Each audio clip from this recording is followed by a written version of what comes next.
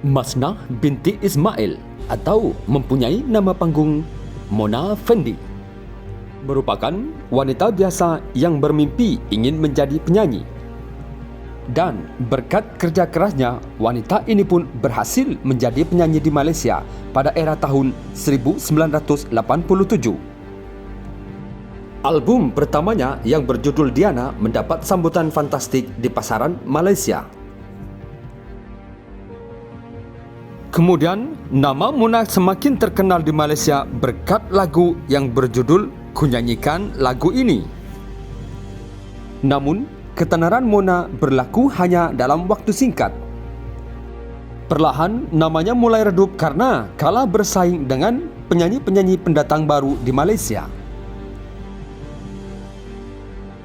Frustasi karena kegagalannya dalam bidang musik, Mona kemudian banting setir mencari alternatif lain untuk mendapatkan uang. Berbeda dengan orang lain ketika beralih ke dunia bisnis, namun Mona sendiri malah beralih ke dunia bomo atau ke dunia perdukunan. Tidak diketahui kenapa Mona lebih memilih dunia hitam ini. Bahkan tidak diketahui dari mana sumber ilmu hitam yang dimiliki Mona untuk menjadi dukun. Konon, ketika Mona menjadi dukun, banyak pelanggannya yang merasakan kesuksesan ketika melakukan ritual kepada dukun yang bernama Mona.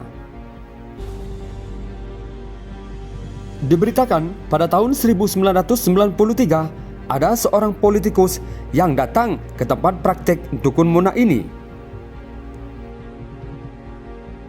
Politikus tersebut bernama Datuk Maslan Idris.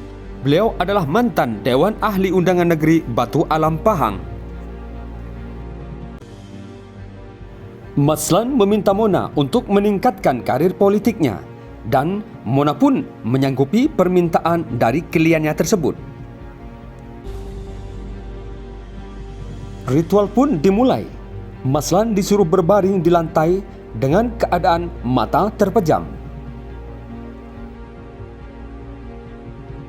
Namun, yang terjadi berikutnya tak pernah dibayangkan sama sekali oleh Maslan bahawa Mona akan menghabisi dirinya. Sebuah kapak yang tajam menghujam leher Maslan hingga terputus.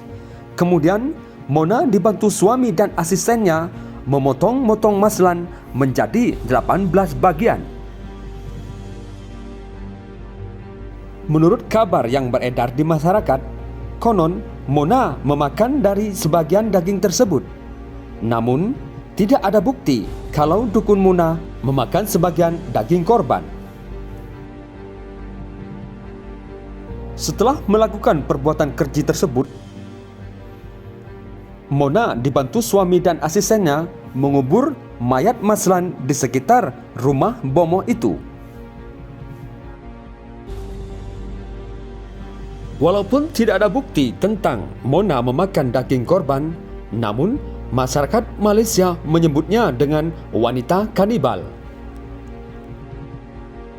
Bukan hanya saja membunuh, bahkan Mona mengambil uang milik korban sebesar RM300,000 atau 8,5 miliar. Uang tersebut dibuat membeli barang-barang mewah seperti mobil dan perhiasan. Sehari setelah membunuh Maslan, Mona kedapatan berada di Kuala Lumpur. Di sana, Mona berbelanja besar-besaran, bahkan sampai membeli sebuah mobil mewah.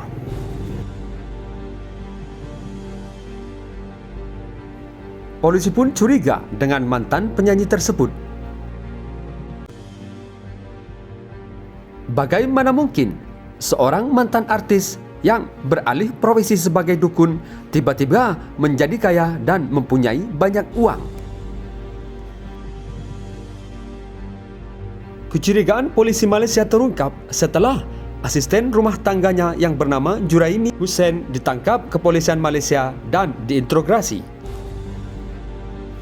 Juraimi dengan jujur mengatakan kalau dirinya, Mona beserta suami merupakan pembunuh Maslan Idris serta mengambil uang sebesar Rp300.000 milik korban.